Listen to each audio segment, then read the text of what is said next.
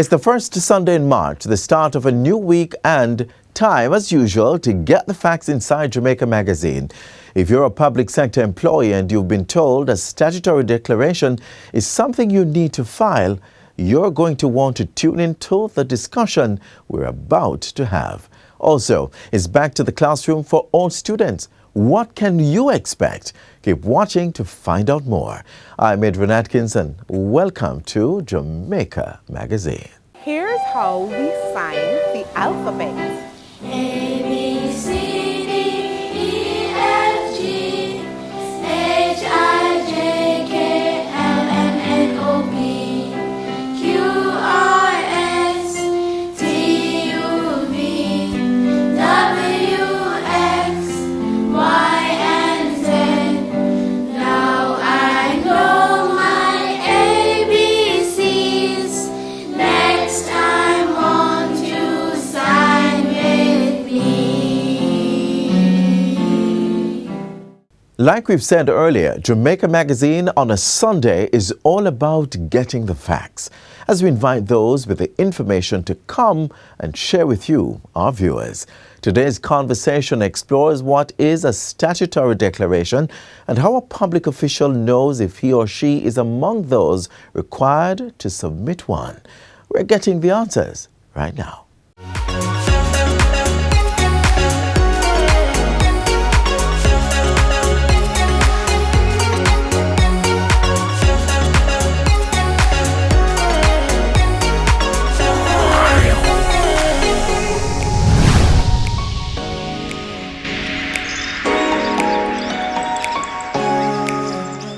Welcome to Get the Facts. This is the program that provides you with information on government's policies and initiatives. I'm Theodore Henry. We are at that time of the year again when public officials are being reminded to file their statutory declarations. Manager of Declarations at the Integrity Commission, Joeth Jones-Hall, who is no stranger to our program, is here again to nudge those individuals. So, welcome once again to our program. Thank Lady you, Jones-Hall. Mr. Henry. All right, let's jump right into it. How does a public official know that they are to file a statutory declaration? And I also want you to just fit in there what the statutory declaration is. Okay. All right. A statutory declaration is a declaration of income, assets, and liabilities that is required by the Integrity Commission Act. Right. Many public officials are required to file a statutory declaration. So you're required to file one if you earn 3.5 million and over annually. Right. You may be required to file if your position or your function is stated in the Jamaica Gazette annually. And that's regardless of the income level. That's correct. Okay. Police, all soldiers, all parliamentarians are required to file. Okay, so I'm seeing, just to make this super clear, this is a list of you're either this or this or this, not necessarily have to be all three. No, that's correct. Got you. All right, so I took a look at the form. I went on the website. There's a website you can access the form at. I took a look at the form and I realized it's very detailed. It asks me about land and if any kind of land, any kind of asset, bonds, bank accounts. Do I have to give all this information? Right. So, Mr. Henry, in order for us to ascertain what you have earned, whether what you have earned is proportionate to what you have accumulated in wealth for a particular period, we must have all of that information. So, you're asked to file and give us information with respect to all your assets, liabilities, and income. Just mine? No, not just yours. Okay. So anyone who is connected to you, well, not anyone, your spouse, your children over the age of 18, whether or not they're living here in Jamaica or abroad, you are required to provide that information as well. All right. So this is a matter of transparency, inspiring trust. That's correct. Got you. So take us through. I've filled out the form. I've gotten over that hurdle. I've done it. Everything is listed. I submit. That's what correct. happens next? Okay. So once we get that form, we will examine, the Integrity Commission is mandated to examine all statutory declaration submissions which are received. So you're not just taking what sorry to jump in, you're not just taking what I've sent, you're actually going through a line and matching it up. That's correct. Okay. If we're satisfied with the information that you have provided us with, we'll recommend you for certification. And once your submission is certified, we will also notify you that, yes, we looked at it and we have no issues with you. And I'm good to go for this period. For that particular period. I noticed that you emphasize that. But I have to ask, what happens if you don't like what you've gotten? Well, similarly, if we look at it and we aren't satisfied with the information provided, we think that you have been withholding some information from us, or we are not satisfied with the growth, the level of growth in wealth versus what you have received in terms of income, then we'll refer it to another division within the Integrity Commission for further examination. Will you notify me? In some instances, yes, we do. Okay, understand. I want to ask one more question right now, because I know that these things can sometimes be a little intimidating to people. Can HR help? Okay, so the Integrity Commission has partnered with human resource departments in all public bodies. So the public body human resource departments are who assists the process. So they disseminate the information with respect to who is required to file. And they also help us to collect the statutory declarations. So last year, because of what was happening in the environment, we asked that all public officials submit statutory declarations within their organization. And it went very well through the assistance of our publications and through the assistance of the human resource departments within the organization. So we have maintained that. And so the human resource departments have helped us to establish collection points within organizations where the declarants can submit. Well, that definitely sounds like it makes it a little easier. It does. And I'm sure there are many who appreciate that. We're going to go to a break right now. We've been talking about this, and I have a few more questions for you. You're watching us. We're talking about the filing of statutory declarations. It's part of ensuring transparency within the public sector. After the break, we look at what this level of openness says for the government and the country, and we're going into a bit more of the practical details of getting it done. Stay with us.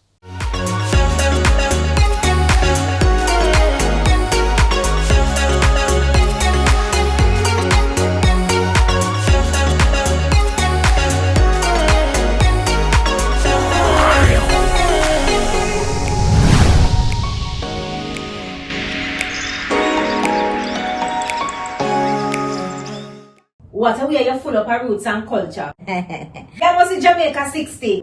Jamaica 60?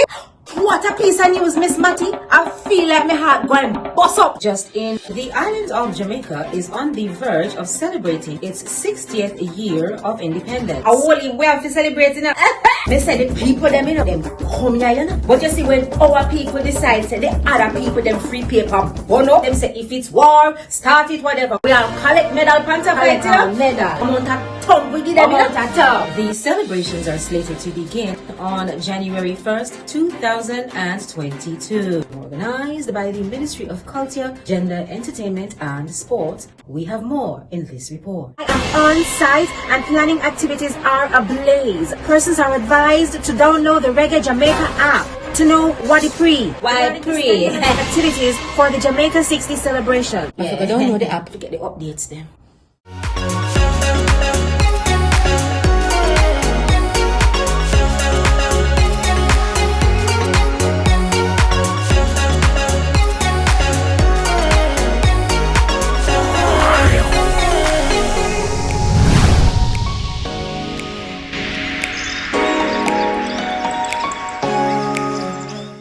Welcome back to Get the Facts. The deadline for filing statutory declarations, that's what we've been talking about, is March 31, 2022. We have reminded you of the process, and we're going to go through a few more details regarding statutory declarations as we continue where we left off in our first segment with Manager of Declarations, Joeth Jones-Hall. All right, Lady Hall, we're back at it. So, you mentioned certification, the examining of a submitted statutory declaration, but you also mentioned the public bodies and the country. Can you give us an idea of why this matters at the country level and the public bodies level? Okay. So filing a statutory declaration is a legal obligation, but it also gives public officials an opportunity to say to the country and to the public on a whole that I am an honest public official. Right. I have nothing to hide. Yes. And so in that regard, I can declare to you that all my assets, all my wealth that I've gained since I've been in the public service is through what I've earned legitimately through the public service or any other source of income that I may have. If we're able to do this as a country, to say that we can look at all our public officials and say that, yes, we looked at them and everyone, we are all transparent, we have nothing to hide, and what we have accumulated in terms of wealth is through what we have earned. Right. It augurs well for us as a country. You know, there are other persons who look at us. For example, the persons who put together the scoring for the CPI index. Right. Right. Yes. And if it is, I don't do the CPI, but if it is that they look at us and say, the public officials, it may augur well for that indicator as well. It's trading in the currency of trust, which has literal economic benefits. Wonderful. All right, small question here. I mentioned that I went on the website and I looked at the form. That's correct. But can you just reiterate for us, how do I submit the form? Okay, so you can submit the forms through your office. So we have collection points at most public bodies. Right, we spoke about that in HR. Yes. That's correct. You can come into our office and drop off at the drop box just through to March. We encourage you though to drop off at your public body because this is easier, it's more convenient. Right. You can also mail it in by registered mail. You can also ask a courier to drop it off at our office, 45 to 47 Barbados Avenue. Several options there. The form, I am someone who, forms make me nervous.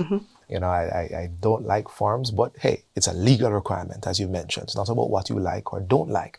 What are some of the common mistakes people make that you've seen on these forms? Okay, one of the first mistakes most persons do is they enter the incorrect asset date. The asset date, for example, this filing period is December 31st, 2021. Okay. Some persons insert the incorrect TRN, which you must go over and ensure, because this is how we are able to track you and your submission. Right. Persons don't sign all the places that they need to sign at. Sometimes when the Justice of the Peace completes the form, the attestation on the form, some persons don't seal the document. The JP is required to sign and seal the document as well.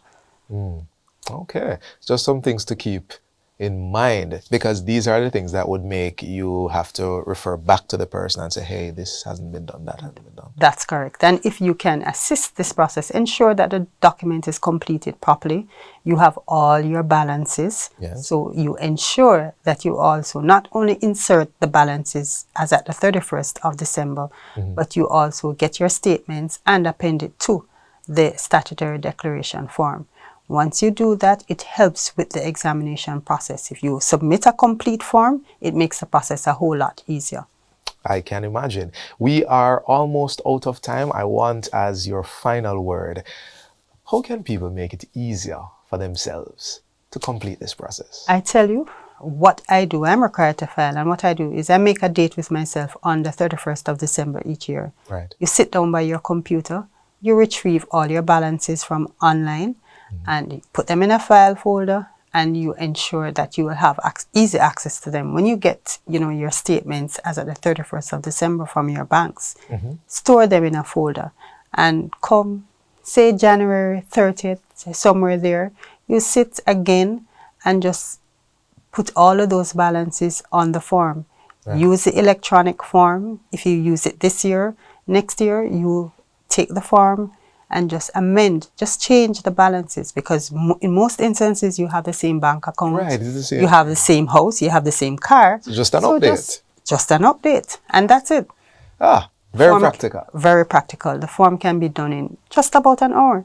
Declarations are due come 31st of March 2022. Yes. Submit them now. Right. Don't wait until the last minute. Don't wait for the deadline. Start preparing your statutory declarations now. Where you have declarations outstanding, so you know that you were eligible to file for 2018, 19, and 20, for example. Put those declarations together as well. So I can file for past years? File now. And I do advise that you do. Once it is that you were eligible to file in those years, you have not submitted your statutory declaration, you can be asked by the Integrity Commission to submit those declarations. And it's best if you come to us rather than us coming to you. File those as well now. Understood. Understood. So that's the encouragement. File on time and file all that you need to file. This has been Get the Facts. Our guest was Manager of Declarations at the Integrity Commission, Lady Joyeth Jones Hall.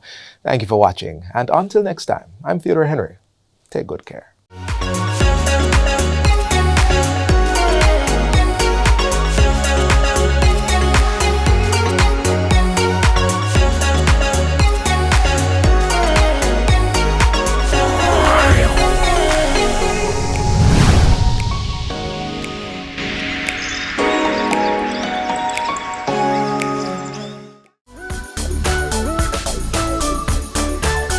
What do you need to know about masks for your children? You want to ensure that the mask fits your child snugly, as in it covers their nose, their mouth, and it fits neatly at the side of their face, no gaps. You want to get your children some washable, breathable mask made of fabric.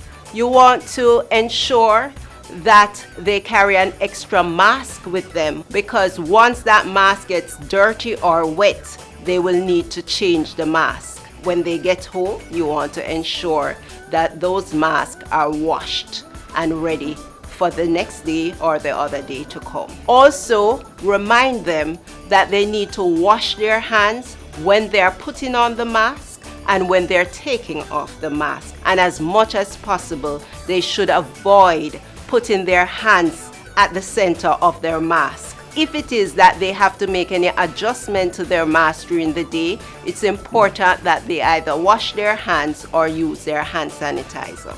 Mask wearing is a new normal. Let's get it right. The Ministry of Education and Youth has approved the full resumption of face-to-face learning effective Monday, March 7. That's tomorrow. So today we have some advice for all younger viewers who will be heading back to the classroom for the first time since the pandemic started. First, one of our own shares tips for traveling safely, and then a bit of what to expect when you get to school.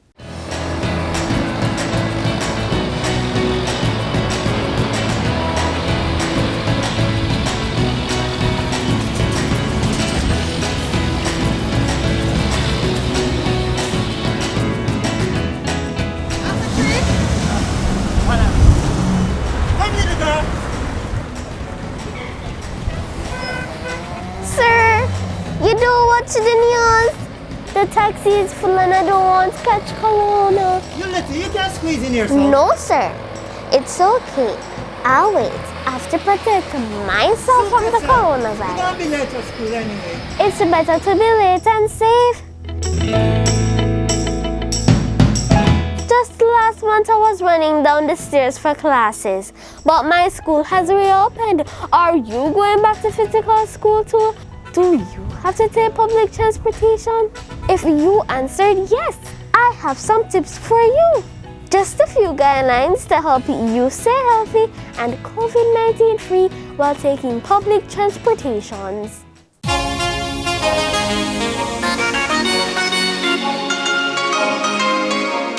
First, remind mommy and daddy to check the news for any public transportation changes. Make sure you have your mask and sanitizer before you leave your house. Your sanitizer should have at least 60% alcohol. Also, bring extra masks in a clean and sealable bag. Make sure you wear your mask while on the road or in a taxi. I don't mean under your chin or below your nose. It should look like mine. It should cover your nose and mouth. Still practice social distancing. If a taxi has space to carry just 4 persons, it should carry 1 less. So you should be the 3rd person, not the 4th. Do not take off your mask in public. Always keep it on. Don't touch surfaces, but if you have to, wash your hands with soap and water. Take taxis or buses with the windows down so that there is proper ventilation. That means there is a steady flow of fresh air. As soon as you reach your destination, get out of the vehicle and go straight home. Don't stop to play with your friends. And when you get home, go straight to the bathroom to have a shower before touching anything or anyone. And also, if you are sick, just stay home. Yay! A taxi that's following COVID guidelines.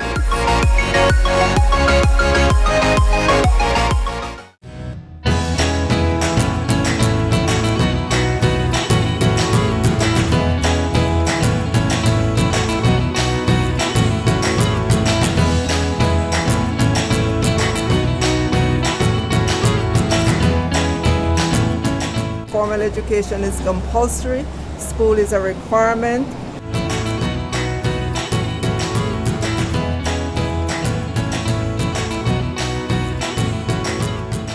At Central Ministry, we have done our risk assessment of the schools, all the schools across Jamaica. Then we layer on top of that the ministry's own physical inspections. Of course, the Ministry of Health and Wellness would not give a school a satisfactory grade unless it meets all of its checklist items. All schools should consistently have the same protocols, right, in terms of how children come into the compound, ensuring that they have their masks, temperatures are taken and recorded, that they're sanitized. When they go into the classroom, they're observing social distance. Those are protocols for every single school across Jamaica that should be observed. There should be no breakdown at schools. It's not anything that we will tolerate, and that's why we do the spot check-in of schools. You have our EOs or regional officers that will pop on to the schools to ensure that all the protocols are observed.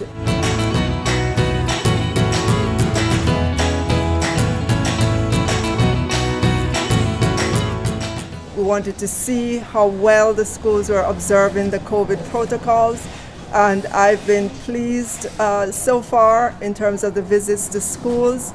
They have been careful. You can see where they have been planning for this moment of face-to-face, and it gives confidence that students who are here on the compound physically are here safely. And we are also mindful that in having them in, we have to take into consideration the health safety. And so we have tried our best to put everything in place. If you look, we have our sanitization stations, we have our social distancing marker on the floor. You know, as these children come in, they have not seen their friend for a while. So we have to be there guiding them as how to maintain social distance.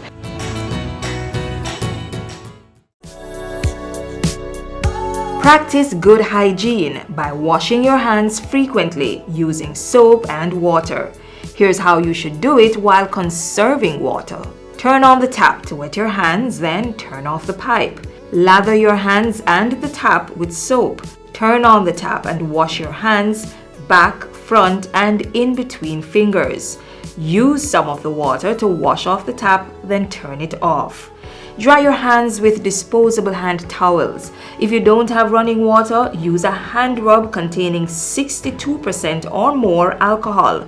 If hand sanitizers are not available, rubbing alcohol, Dettol, white rum, or household bleach will do the trick. And if all else fails, Let hand washing and the handling of potable water be a two-person event. Each person will take turns pouring and washing hands with sitting water. Now is a good time to consider installing a tap on your containers to reduce the risk of water contamination. Faucets can be easily attached to drums, buckets, or 5-gallon water bottles. And to ensure that the outside of the containers are clean when recapping, disinfect it with hand rub containing alcohol that's 62% or more.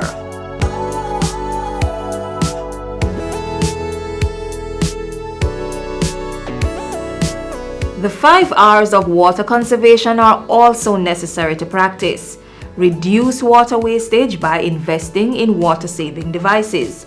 Reuse water at least twice before discarding. Replace leaking pipes, faucets, and other plumbing equipment. Recycle wastewater and use it for gardening, car washing, or cleaning of public spaces. And reclaim water through rainwater harvesting. We all must play our part to ensure there's water to combat the coronavirus and stave off prolonged drought.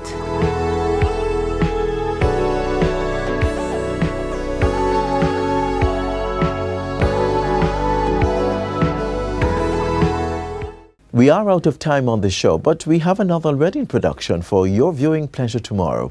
Visit our YouTube channel or website, jis.gov.jm, for more content like this. We welcome your feedback, so let your voice be heard on our Instagram, Facebook, and Twitter pages. This has been Jamaica Magazine, and I'm Adrian Atkinson. Enjoy the rest of your Sunday, and see you next time. This has been a production of the Jamaica Information Service, the voice of Jamaica.